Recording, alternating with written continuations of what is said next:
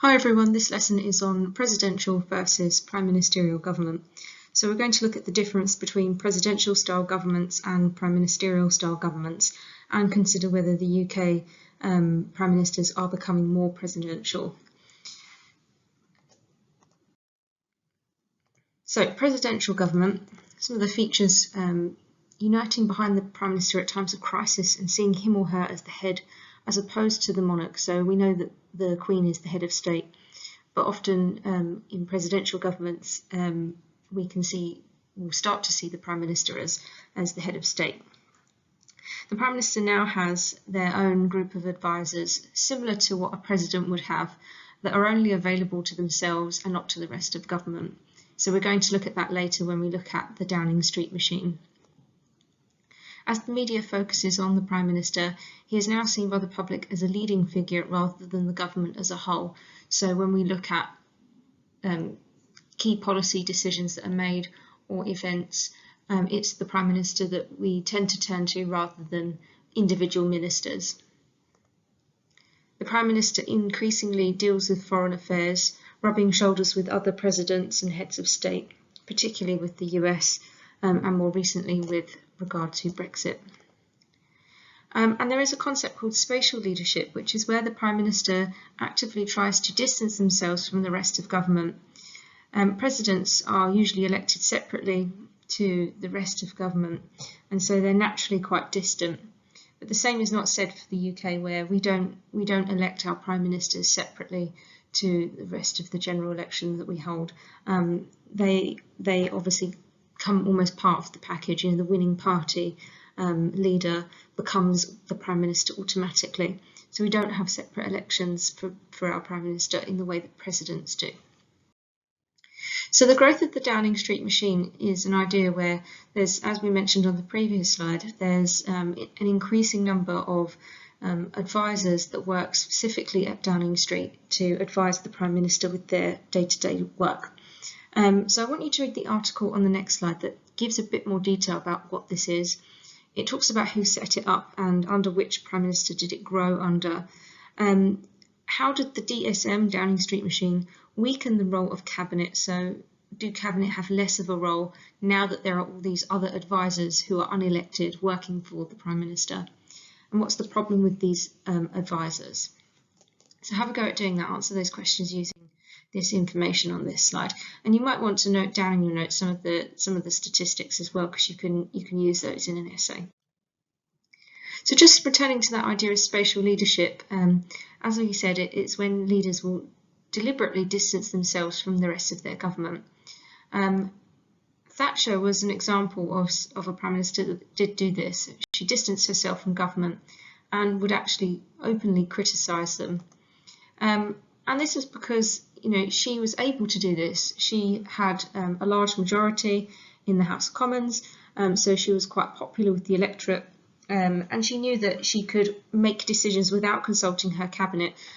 If the cabinet revolted against her, she could easily replace them because she had such a large majority. She could find other Conservative MPs to replace them.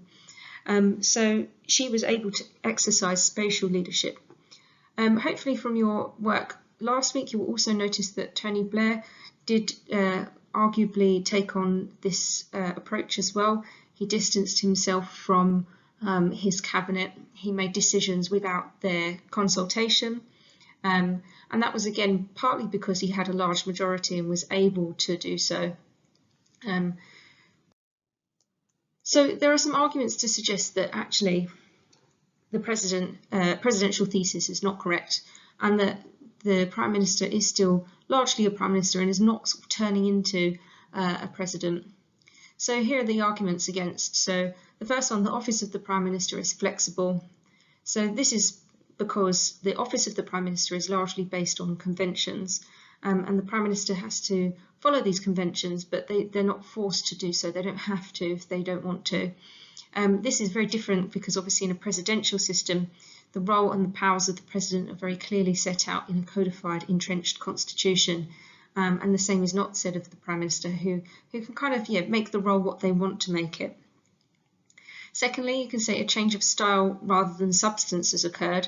So yes, the style of leadership has changed, where leadership has focused more on the image that the leader portrays and perhaps their personality, but the content of their policies and the way that they make their policies is broadly the same and hasn't changed very much.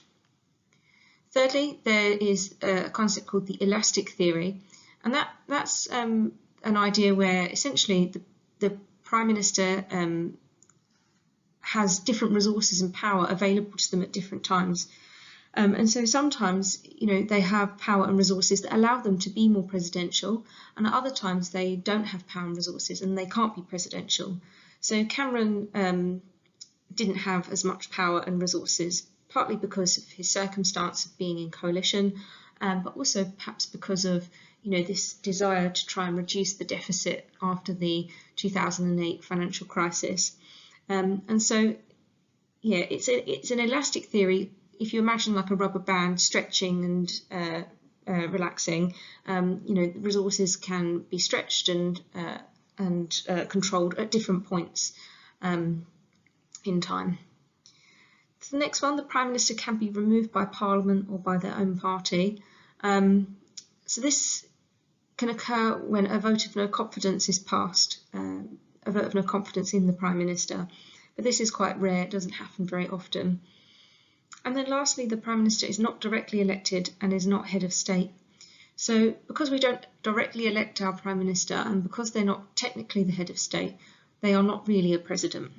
So the leader of our winning party automatically becomes the Prime Minister.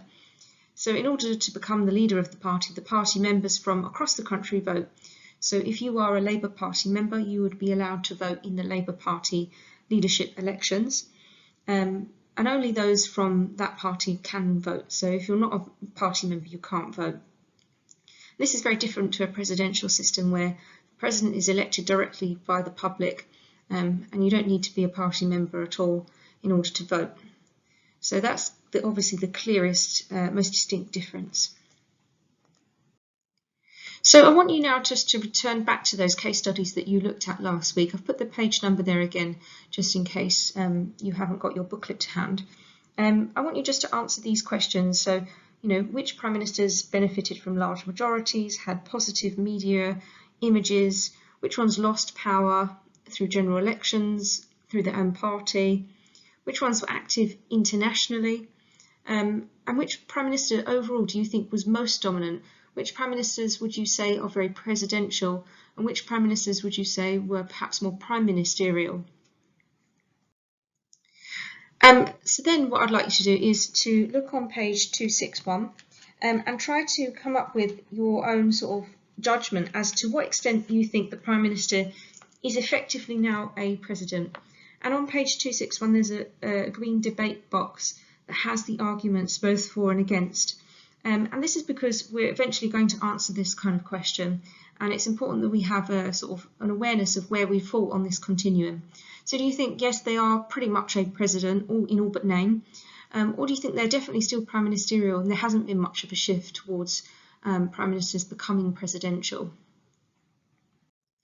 So the last thing I'd like you to do is to look at this question: are UK Prime Ministers as powerful as sometimes claimed? And I've put a lot of points that you might say both for and against for this question.